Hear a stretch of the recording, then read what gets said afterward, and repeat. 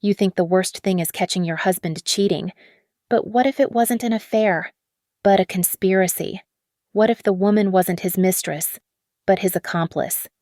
And what if they weren't just cheating on you, but cheating a multi-billion-dollar corporation and I was the only one holding the key? My name is Eliza, and I am very, very good at my job. Data does not lie. It does not have emotions. It does not have hidden agendas. It just is. I am a senior data analyst at Quantum Leap Analytics, here in Austin, and I trust patterns. I trust the numbers. People, however, are an entirely different algorithm. The office was a tomb. The only sounds were the hum of the servers and the precise, quiet click of my keyboard. It was past 9 in the evening, a Tuesday. I was deep in a data integrity drill, trying to find a ghost in the machine, and the rest of the floor had cleared out hours ago. Finally, I leaned back, rubbing the bridge of my nose. Done. I grabbed my jacket, slung my bag over my shoulder, and headed for the elevator, the sterile silence of the building pressing in on me. It was not until the elevator doors slid open onto the cavernous, concrete expanse of the parking garage that I realized my wallet. It was still in my car, tucked into the center console.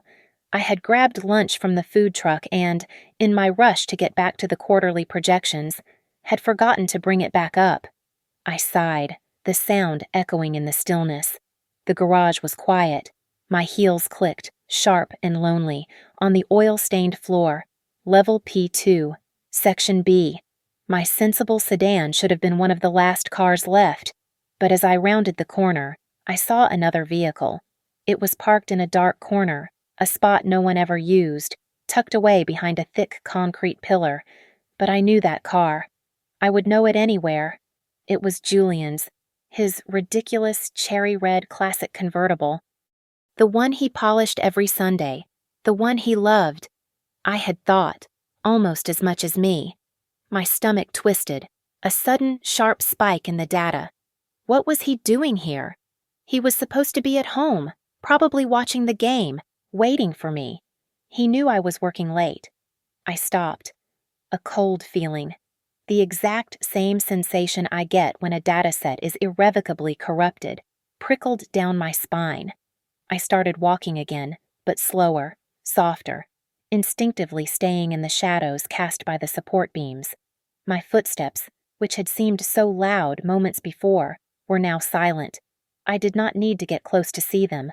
He was not alone. Julian was facing away from me, but I could see the shape of him, the familiar, broad line of his shoulders under his favorite suede jacket. He was holding someone, a woman, with a cascade of shimmering blonde hair that looked almost white under the harsh, buzzing fluorescent lights. My first thought, the logical, hopeful one, was, it is an accident. She is upset. He is helping. But I kept moving, just a few steps closer, angling for a clearer view, and I saw. This was no hug of comfort. This was intimate. This was possessive. His hands were braced on her, one tangled in that perfect, expensive-looking hair, the other resting low, far too low, on the curve of her back, his fingers splayed against the silk of her dress. It was a long, still embrace, the kind of stillness that happens when two people are completely and utterly absorbed in each other. They were not speaking. They were just together. I stood there. I could not breathe. The air in my lungs turned to cement. My entire world, the predictable, stable code I had built my life on, just executed a fatal error. Then, as if he sensed a shift in the magnetic field, a new variable introduced into his perfect private equation. Julian tensed. He slowly lifted his head from her shoulder. He turned. Our eyes met across the 20 feet of concrete. The color drained from his face. It was not just pale. It was a ghastly, sheet white. His mouth opened, but no sound came out. He looked like he had seen a ghost. He looked like a man watching his life detonate in real time. But the woman, the blonde, Serafina, She did not startle. She did not jump back. She did not even have the decency to look guilty. She slowly detached herself from my husband, smoothed down her dress with an air of absolute calm, and turned to look at me. Her expression was not panic. It was not shame. It was annoyance. She looked at me like I was a bug she had found in her salad, an irritating inconvenience that had interrupted her evening. That look is what did it. The tears I expected did not come. The screaming, primal rage I probably should have felt did not materialize. Instead, a cold, crystalline calm settled over me. The analyst in me took over. I was no longer a wife. I was a witness. I was collecting data. My hand moved with practiced smoothness. I pulled my phone from my jacket pocket. My thumb swiped, opening the camera. Julian's eyes widened, tracking the movement, his hands coming up in a pathetic, pleading gesture. I raised the phone. I turned on the flash. The sudden, blinding light illuminated them perfectly. His abject terror, her bored irritation, the intimacy of their betrayal, captured in a single, high-resolution frame. The click of the shutter was the loudest sound I had ever heard. Eliza Julian finally yelled, his voice cracking, the name echoing horribly in the garage. Eliza, wait, it is not. I did not listen to the rest. I did not need to. I had my data point. I lowered the phone, slid it back into my pocket, and turned around. I walked back to my car, my heels clicking out a steady, measured rhythm. I did not run. I got in, put the key in the ignition, and the engine roared to life. I heard him shout my name again, closer this time, desperate, but I just put the car in drive and pulled out, leaving him and his problem standing there under the buzzing, unforgiving lights of the garage. I did not go to our bed. I sat in the large armchair in the living room, in the dark, and I waited. The photo I had taken was on my phone's locked screen, a searing, digital reminder. I watched the clock on the microwave, its dim green numbers ticking past midnight, then past 1 a.m. The key in the lock was louder than a gunshot in the silent house. Julian came in, making a show of it. He dropped his keys heavily into the ceramic bowl by the door. He sighed, a deep, performative sound meant to convey exhaustion and a heavy heart. He flicked on the dim entryway light, and I watched his shadow stretch across the hardwood floor before he even saw me. When he finally looked into the living room, he flinched, a hand coming up to his chest. He had not expected me to be there, waiting, a predator in the dark. Eliza, God, you scared me. He ran a hand through his already messy hair, trying to look frayed and stressed. He had his script ready. I could see it in the way he set his jaw, the way he moved toward me, not for a hug, but to create a stage. He stayed on the other side of the coffee table. Eliza, listen to me. I said nothing. I just watched. My silence was a vacuum, and he was desperate to fill it. It is not what you think, he began. It is amazing how unoriginal liars are. That is the first line in every script of betrayal. That woman, that was Serafina. He said the name as if it should mean something to me, as if it should explain everything. She is Marcus's wife, my new partner. You know, Marcus. I knew Marcus. I had met him at a company picnic, a shark in a linen suit.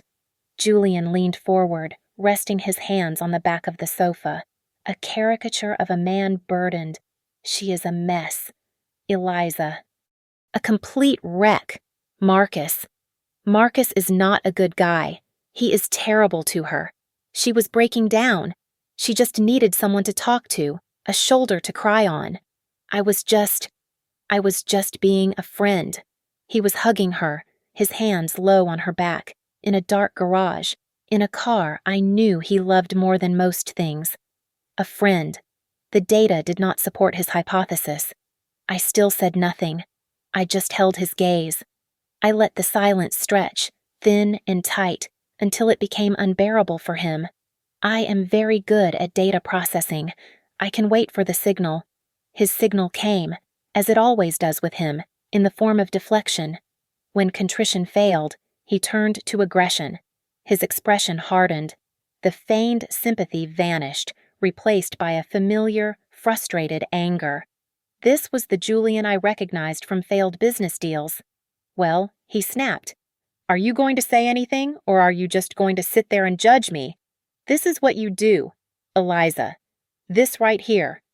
He started to pace, the performance now shifting from remorseful husband to wronged partner. "This is the problem. I cannot even talk to you. You are never here. You are always at that damn office, buried in your spreadsheets and your algorithms. You live in a world of numbers, not people." He gestured wildly around the room. "At our home.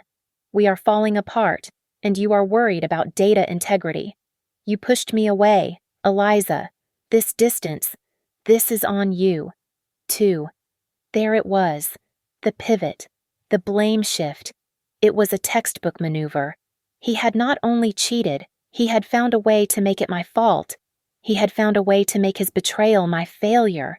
He stopped his pacing and looked at me, his face set in a mask of grim, self-serving resolution. He took a deep breath, as if preparing for a final, noble sacrifice.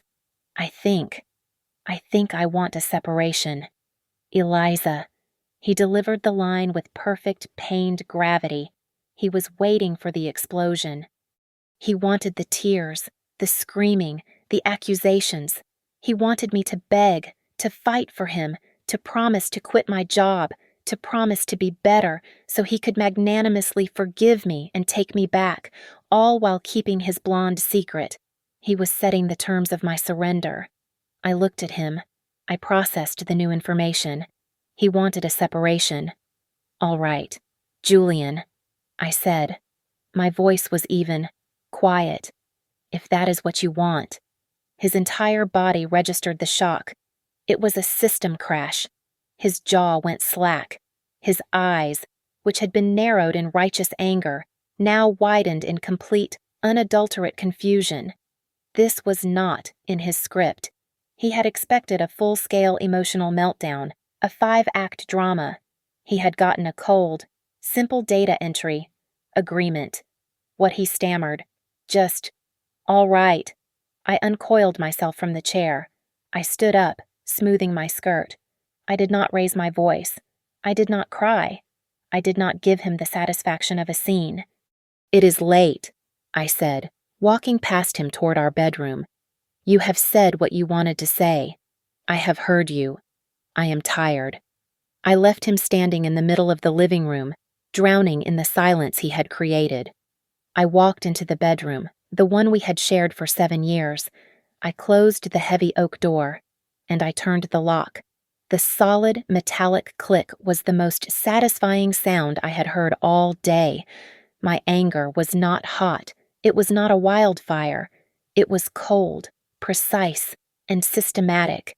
It was the anger of an analyst who had just found the catastrophic error in the code. And I knew, standing there in the dark with the door locked, that I was the only one who could fix it. Sleep was a foreign concept, a system requirement I could no longer meet. The adrenaline from the garage, the cold rage from the living room had settled into a sharp, focused energy.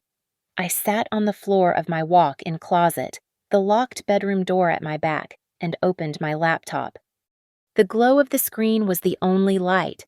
Julian was an idiot. He was a charming, handsome, incredibly foolish man. He thought the fight was about sex, about loneliness, about his manufactured desire for a separation. He thought the photo I took was my only weapon. He was wrong. This did not start tonight. My doubts about Julian began 6 months ago. It was not about another woman. I had never worried about that. I was the data analyst. He was the charismatic salesman. I made our life stable. He made it exciting. I had thought the equation balanced. But 6 months ago, I was balancing our books for tax season. We had a small real estate company together, J&E Properties. It was mostly his venture, a way for him to flip houses and feel important. I handled the back end, the numbers, and the numbers had stopped making sense. There were expenses, large ones, listed under consulting fees or development capital, but they had no corresponding invoices. Tens of thousands of dollars were just vanishing. When I questioned him, Julian was brilliant. He was charmingly dismissive, blaming it on creative accounting, on the cost of doing business, on my inability to see the big picture. He made me feel small, like the boring wife who did not understand his dynamic world. But I am a senior data analyst at Quantum Leap. I find needles in digital haystacks for a living. I find the patterns that corporations pay millions to see. A husband's flimsy lies are child's play. I did not accuse him. I did not fight. I simply collected more data. One night, while he was out networking, I installed a piece of software on our shared home office computer. It was a beautiful bit of code, my own variation, a sophisticated silent keylogger that archived every single keystroke, every password, every website visited, and funneled it all to a secure encrypted server only I could access. I told myself it was just for financial security. I think, even then, I knew I was building a case. Now, sitting on the floor, I logged in. The archive was vast. 6 months of digital life. I bypassed his emails, his social media. I did not care who he was talking to. I cared where the money was going. I filtered by financial data, by banking portal logins. There it was. Amidst the logins for our domestic Chase account and the J&E business account, there was another, a portal I did not recognize, a high-security, international gateway, a Swiss bank. My keylogger had captured it all, the username, the password. He had been sloppy, accessing it from the home computer, believing himself safe. My fingers flew across the keyboard. I rerouted my IP address twice, bouncing the signal from Berlin to Singapore before it ever hit Zurich. I entered his credentials. I was in. It was not a personal account. It was a corporate holdings account. The name on the screen was S.M. Holdings. The balance made my vision swim. It was not just a few $1,000s. Julian had been systematically draining our company. He had been moving assets, liquidating properties I did not even know were sold. The transaction log was a clear, damning narrative. Transfer after transfer, moving money from J&E properties to S.M. Holdings. The final tally was staggering. He had moved over $2 million. Our money, my money, our future. He had been planning this. This was not a moment of passion in a garage. This was a long con. The separation he wanted was not emotional. It was financial. He was planning to leave, to empty our accounts, and leave me with the shell of a company and a mountain of debt. But who was S.M.? I thought of the woman in the garage, the blonde, Serafina. Julian had said her name, Serafina, the wife of his partner, Marcus. My search query was simple. Marcus, his last name, wife. The search results populated instantly. Society pages from Austin, gala photos. There was Marcus, the shark in the linen suit, and on his arm, the blonde from the garage. She was not just beautiful, she was breathtaking. And her name was right there, in the caption, Serafina Morales, S.M. Holdings. A cold, hard realization settled in my chest, heavier than stone. This was not just his affair. This was her affair. This was not just his theft. It was their theft. They were in this together. The woman who had looked at me with such boredom, such irritation, was not just his mistress. She was his partner. I sat back against the hangers, the scent of cedar and Julian's cologne suddenly making me sick. My hands were shaking, but not from grief. It was from the data. The $2 million. It was embezzlement, plain and simple, a coordinated, malicious theft by my husband and his mistress. They were not just cheating on me and Marcus. They were partners, systematically draining the company Julian and I had built. But the data point was wrong. I ran the numbers again in my head.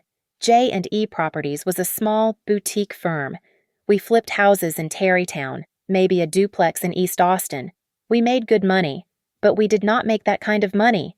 To pull $2 million in clear, liquid profit from that company, you would have to gut it entirely. And the banks would have raised alarms months ago. The money Julian had stolen was more than the company's entire valuation. So, where did the $2 million come from? If the money did not originate with J&E, then the company was not the source. It was the vehicle. It was a shell, a washing machine. My mind raced. Julian was a salesman, not a criminal mastermind. He did not have the brains to orchestrate a $2 million heist, but Serafina and her husband, Marcus. Julian had called Marcus his partner. I had assumed he meant in real estate. But what if he meant a different kind of partner? My laptop was still open, connected to the Quantum Leap mainframe through a secure VPN. I am a senior analyst. My security clearance is high, very high. I can access parts of the network that our CEO does not even know exist. I had been hunting for ghosts in the machine all night. It was time to hunt for a monster.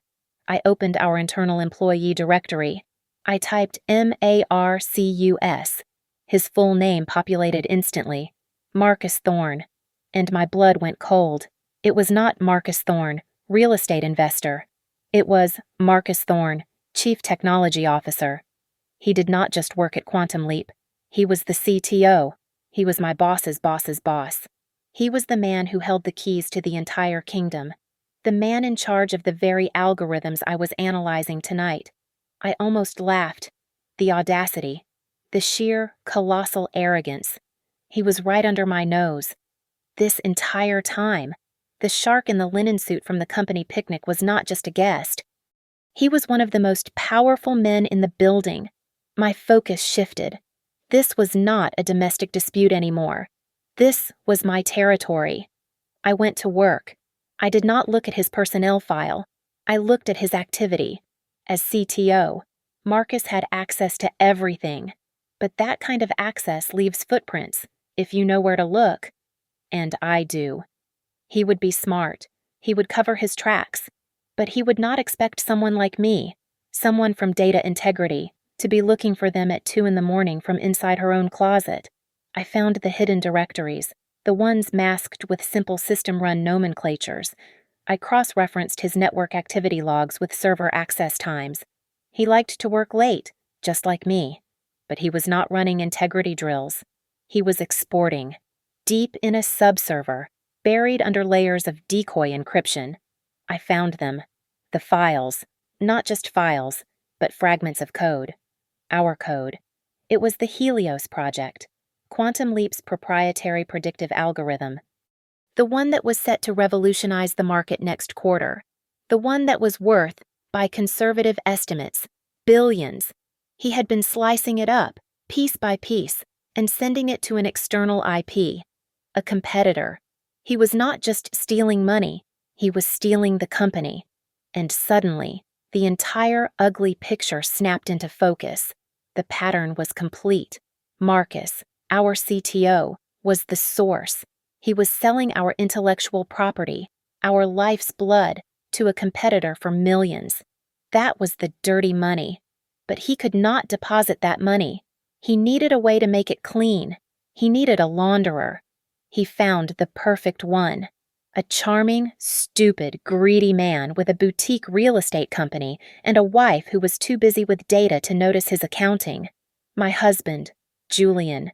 Julian and Serafina were not just having an affair. They were a functional part of the conspiracy. Marcus fed them the dirty algorithm money. They funneled it through J&E Properties, buying and selling homes, shuffling invoices, until the blood was washed off and it came out the other side as legitimate real estate profit. And then, from J&E, they made one last transfer to SM Holdings, to Serafina Morales, to their $2 million nest egg. Julian was not just cheating on me. He was laundering money for my company's CTO. And I, the analyst who trusted patterns, had been sleeping next to him the entire time. I closed the laptop, the fluorescent light of the closet feeling harsh and interrogative. The conspiracy was laid out, a complex, ugly schematic. Julian, Serafina, Marcus, my husband, his mistress, her husband, and for a strange, fleeting second, a wave of profound pity washed over me, not for Julian, but for Marcus. I pictured him, the CTO, the shark in the linen suit. He was a victim, just like me. He was the other half of the equation. The intelligent, successful, driven spouse, completely blind while his wife was in a dark garage, wrapped around his new business partner, his friend. He and I were the ones who worked late, the ones who built the empires, while they were the ones who destroyed them for cheap thrills and easy money. But the data point still bothered me. I opened the laptop again. The narrative was clean, but my analyst brain rejected it. It was too neat. It was too cinematic. Marcus Thorne was not a man who got sloppy. He was the chief technology officer of a multi-billion-dollar analytics firm. He was a man who, by definition, understood systems, security, and consequences. The anomaly I had found earlier, the ghost in the machine I was hunting before I even went to the garage, it was still there, a server log that did not match. I went back to the export logs, the ones showing the Helios algorithm being siphoned off. I ran a differential analysis, a deep comparison of Marcus's network activity against his known schedule, his meetings, his travel, his badge-in times at the office. Most of the thefts were perfect. They happened between 1 and 3 in the morning, when the network was asleep, routed through encrypted proxies, erased and rewritten. But there was one, a single file, the core of the algorithm, the largest packet. It had been transferred at 9:05 in the morning. On a Monday, I knew, definitively, that Marcus Thorne was not at his terminal at 9:05 that Monday. I knew because I was in the same room with him. It was the quarterly executive briefing. He was on stage, 10 feet from me, giving a presentation on network security. He could not have initiated that transfer. So who did I stop thinking like a wife? I started thinking like my enemy. Why would a mastermind, a brilliant technical officer, allow the single most important piece of stolen data to be transferred in the least secure, most brazen way, while he was standing in front of the entire leadership team? Unless he needed it to be seen, unless that specific log file was not a mistake, but a message, unless it was a piece of manufactured evidence, left behind deliberately, evidence that could, at the right time, be pointed to, but it did not point to him. It pointed to who a horrifying, cold logic began to cascade through my mind. What if Marcus was not the victim?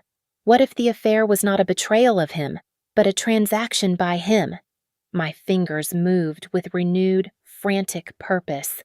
I cross-referenced the dates, Julian and Serafina, the $2 million in the Swiss account, the algorithm theft. They were not parallel lines, they were the same line. The revelation was so dark, so cold, it almost stopped my heart. Marcus knew. Of course he knew. He did not just know his wife was sleeping with my husband. He had arranged it. Or, at the very least, he had cultivated it. He needed a launderer. He found one in Julian, a man he knew was greedy, weak, and desperate to feel powerful. But how to control him, how to ensure his silence and his compliance? You give him your wife. You make him feel like he is the one in control, the one having the affair, the one getting away with it. You make him feel like a co-conspirator. The plan was diabolical. It was perfect.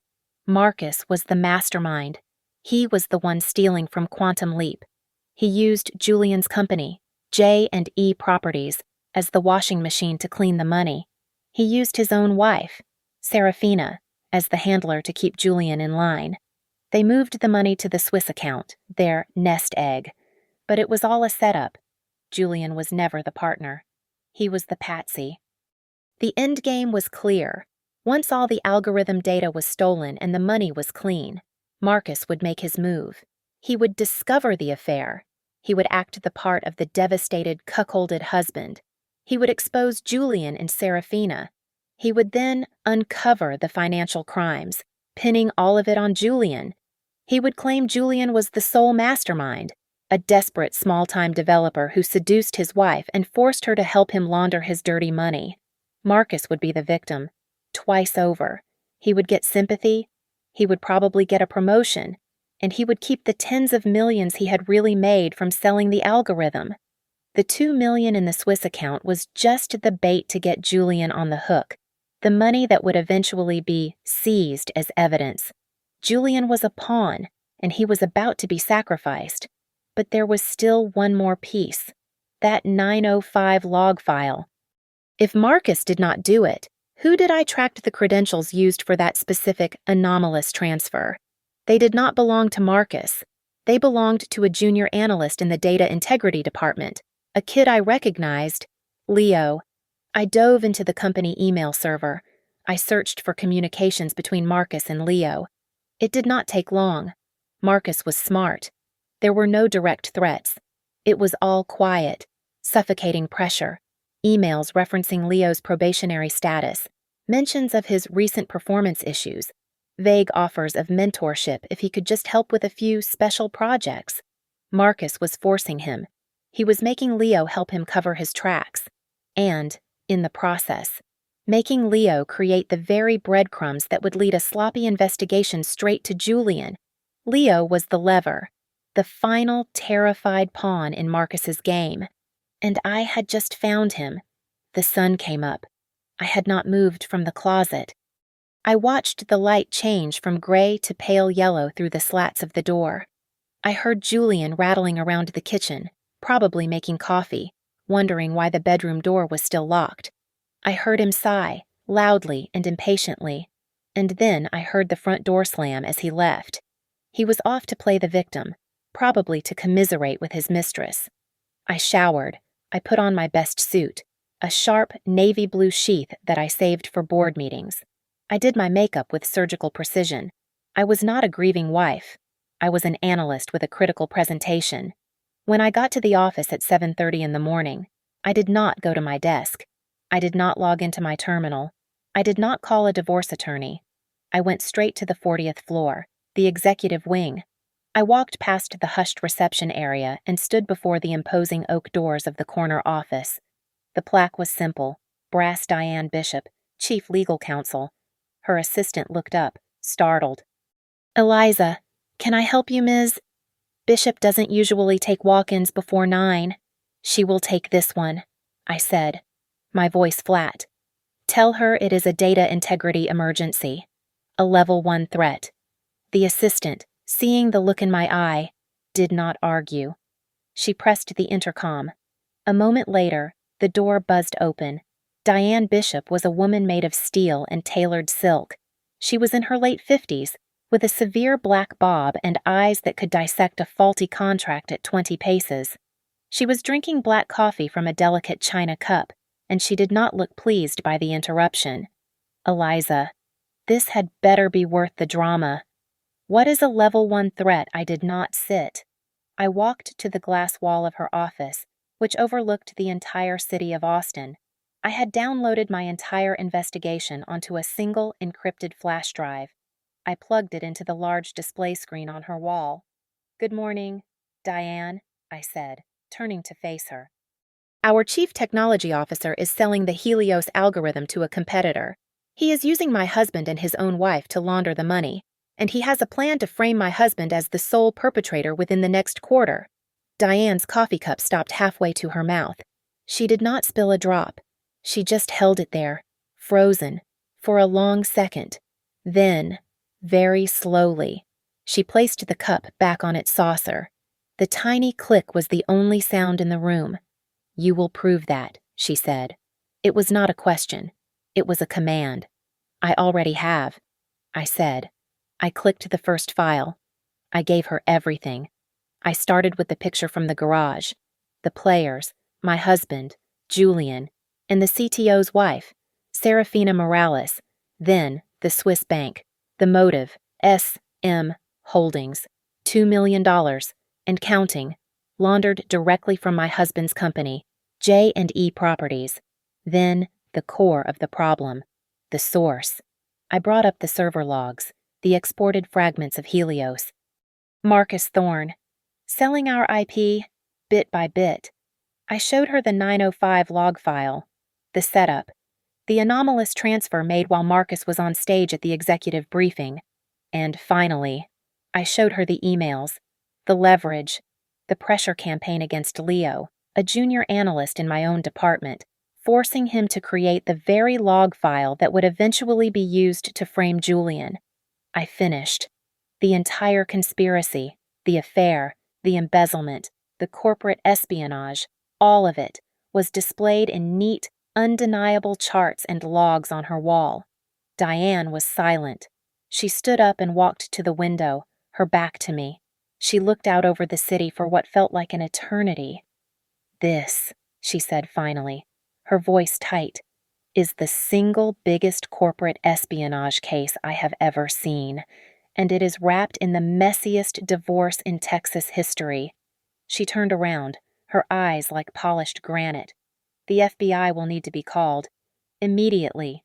"No," I said. She raised an eyebrow. "Excuse me. This is not a negotiation.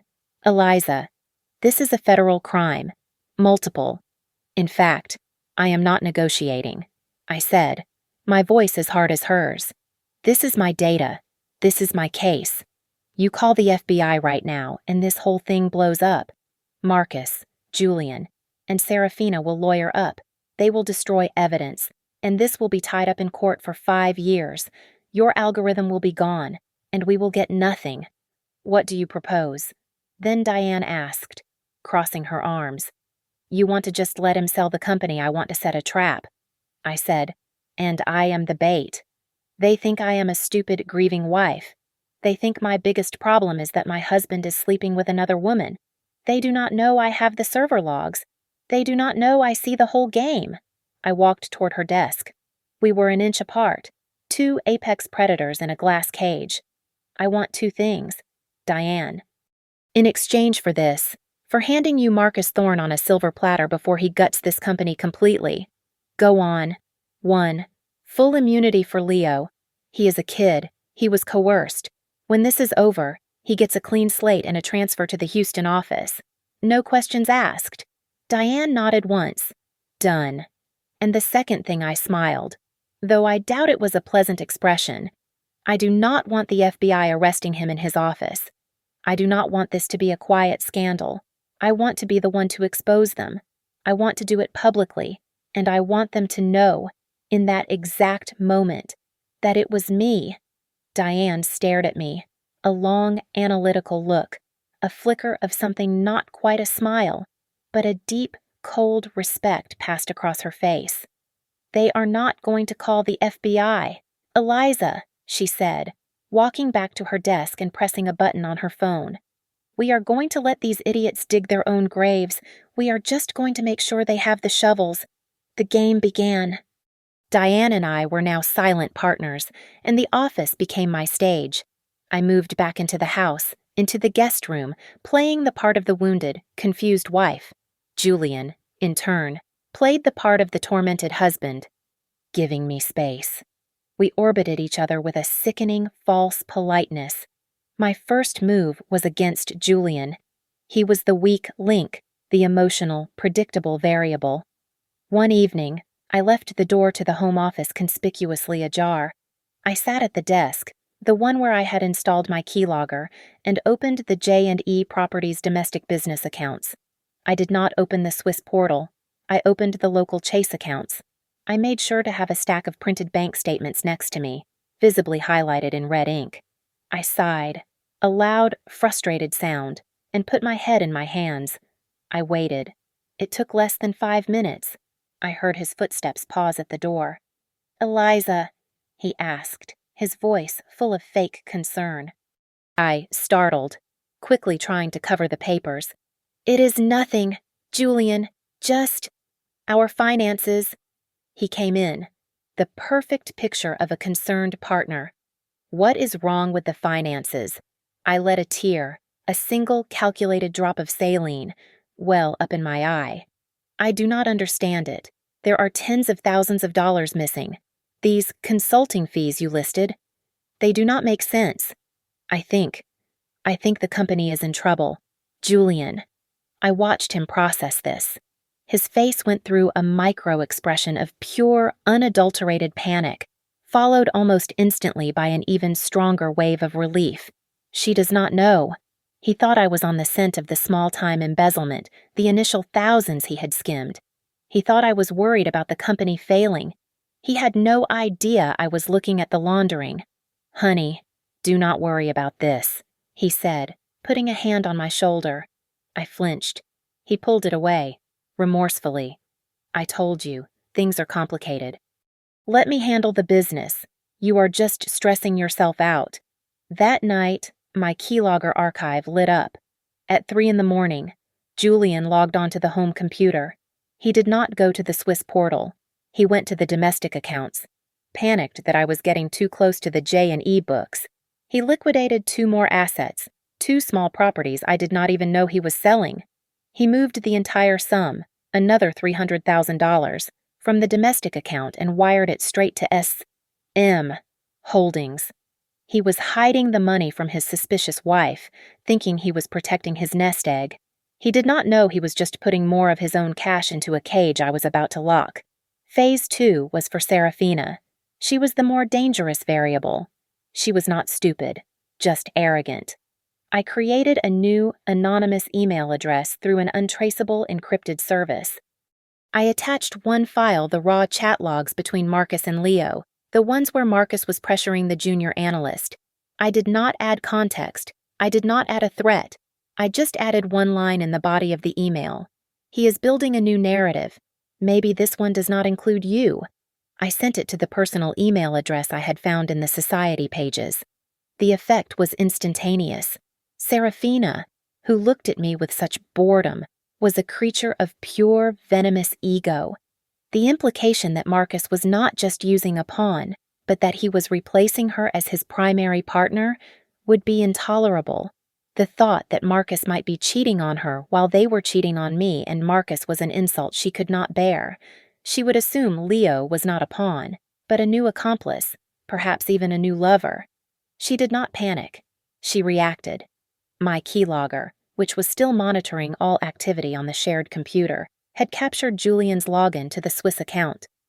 I now had the portal, his credentials, and, thanks to his sloppy security, his 2-factor authentication, which was just an app on his phone that I had also cloned.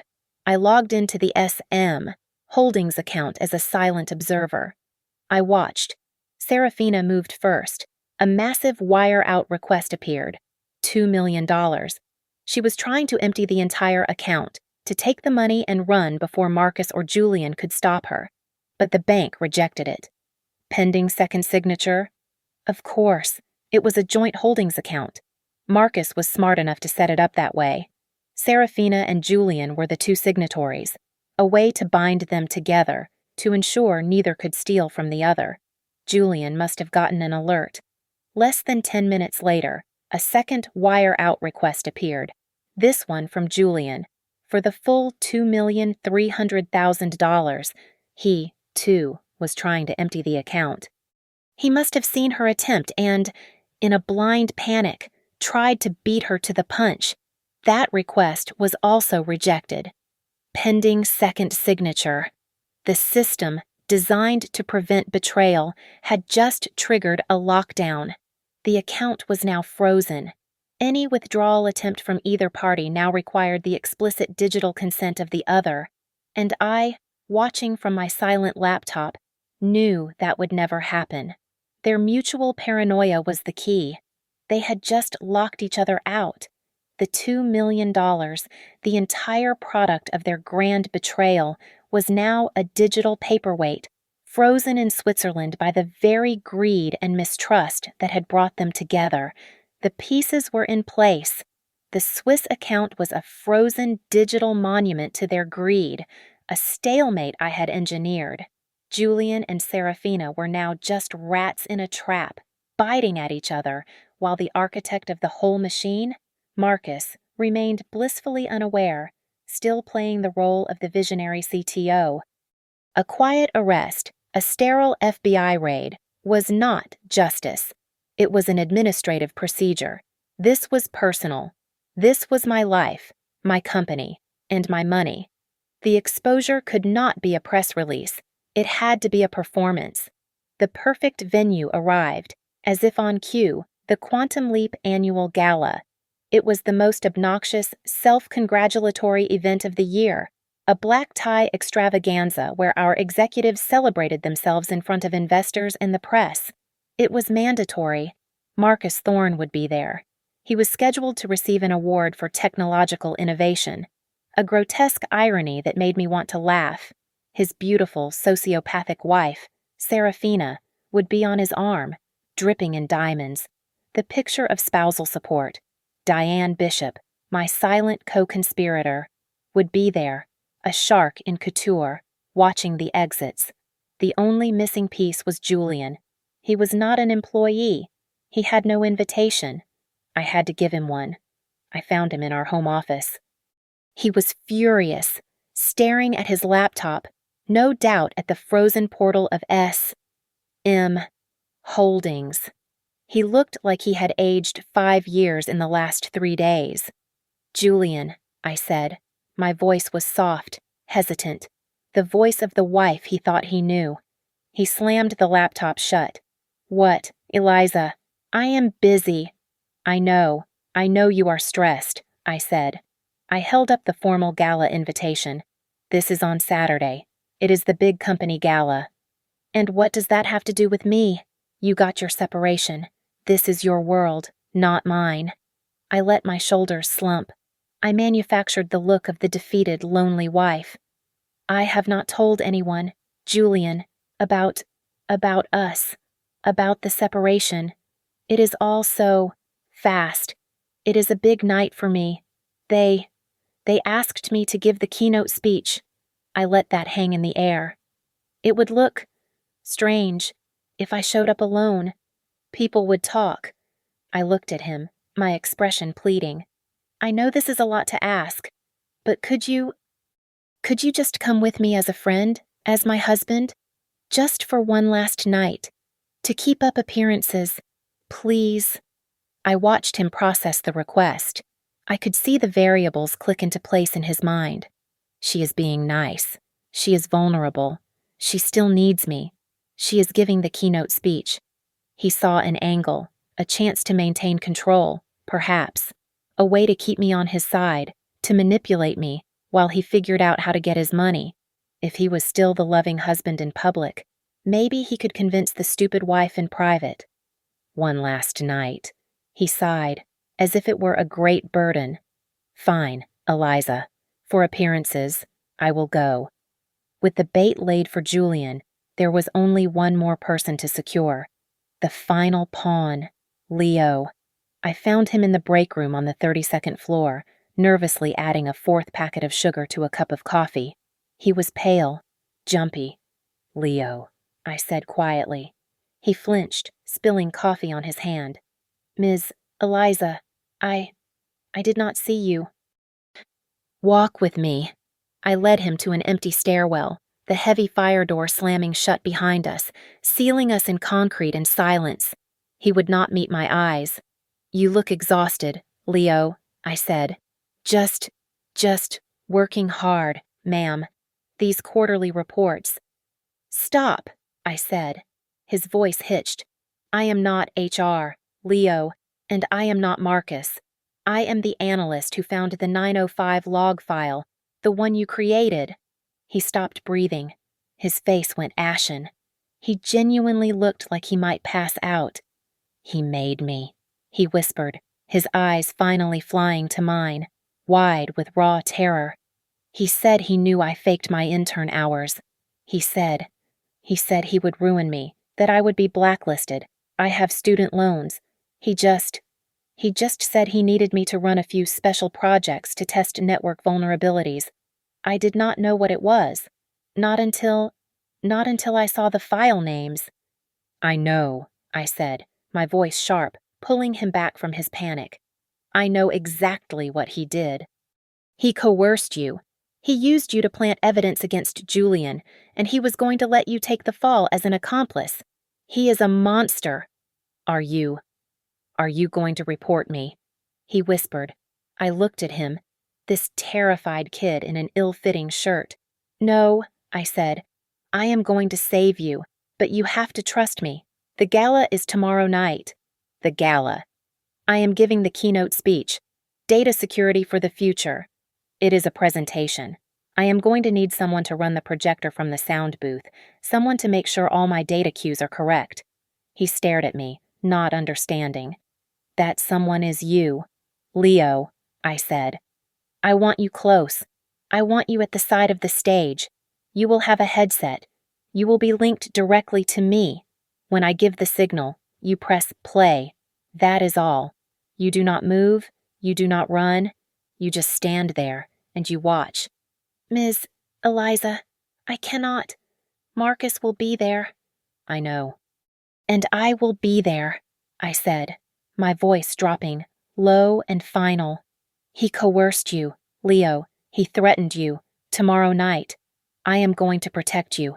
I am going to give you your life back, but you have to be at that podium with me. Can you do that?" He was shaking, but he looked at me, at the absolute cold certainty in my eyes. He nodded. Yes, I can." "Good." I pushed the stairwell door open. "Get some sleep, Leo. Tomorrow is a very big day." The ballroom at the Austin Grand Hotel was a galaxy of artificial light, a sprawling cavern of crystal chandeliers and clinking champagne glasses.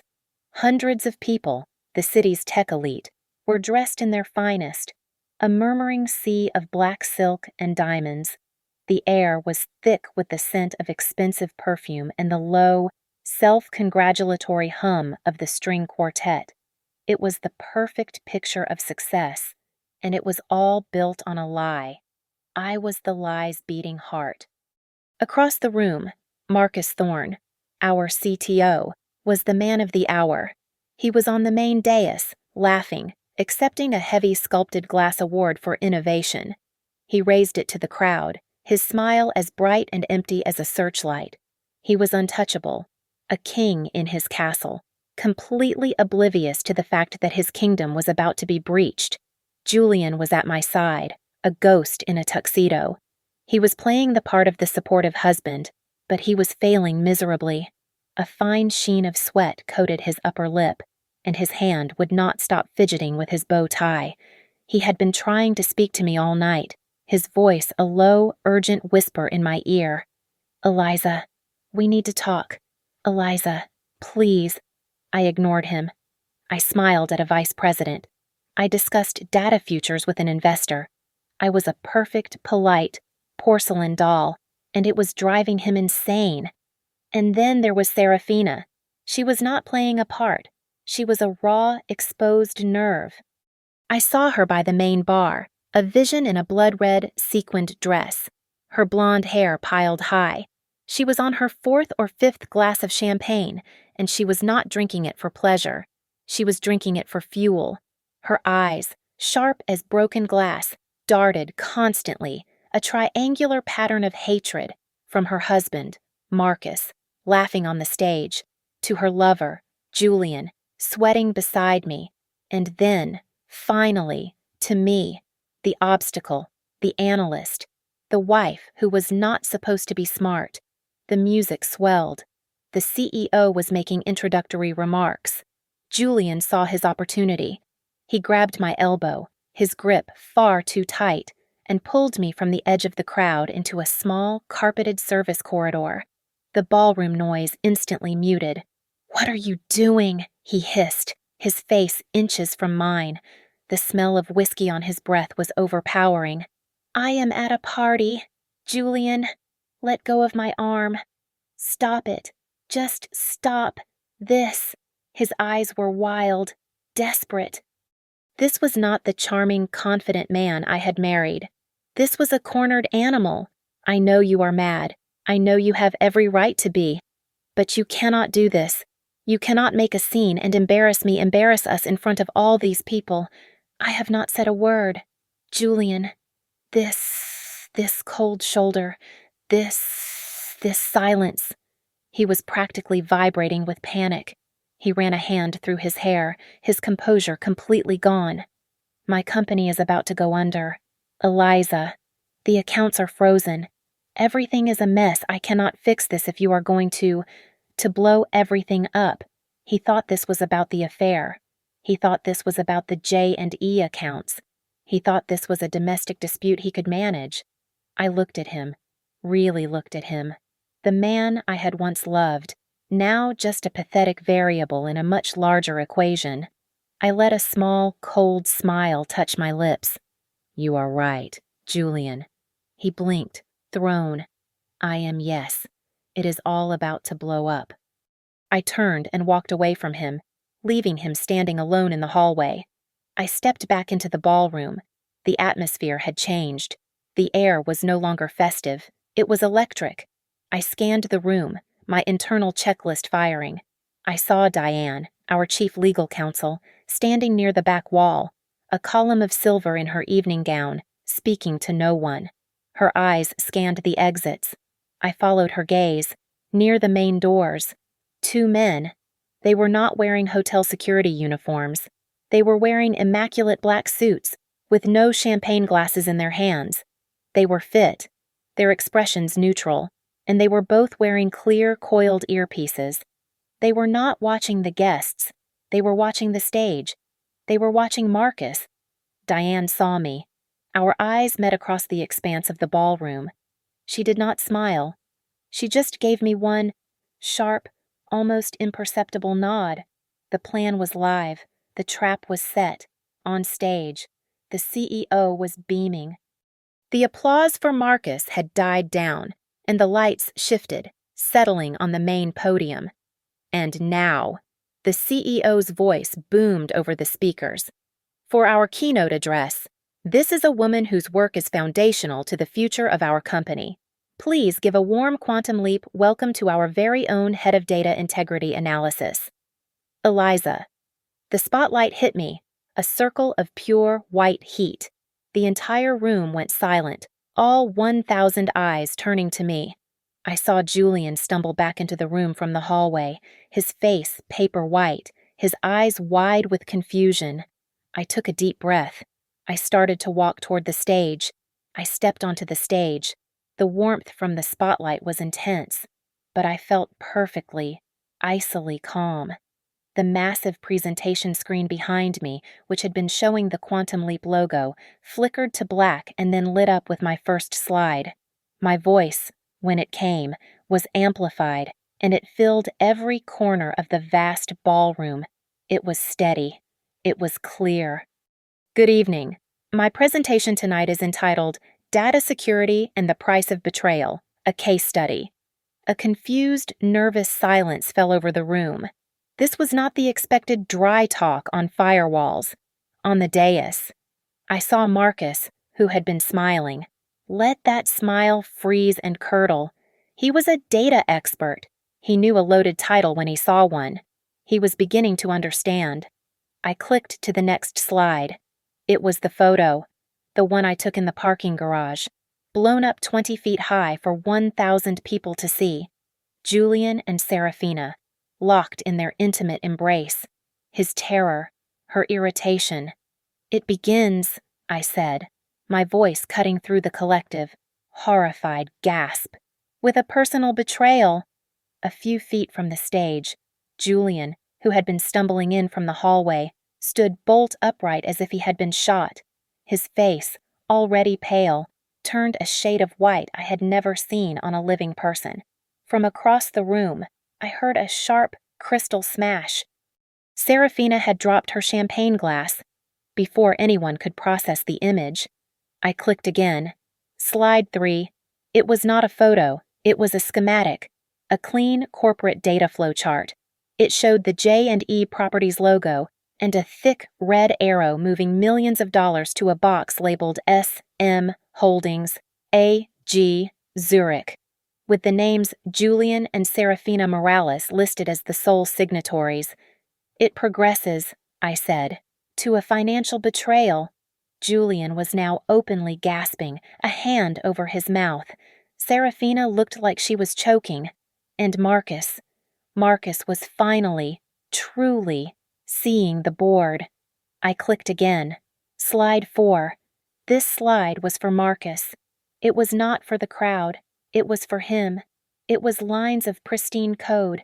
It was the core of the Helios algorithm, my algorithm. And it ends, I said, my voice dropping, with a corporate betrayal. That was the breaking point. Marcus, realizing his entire plan was being dissected in front of his investors, snapped.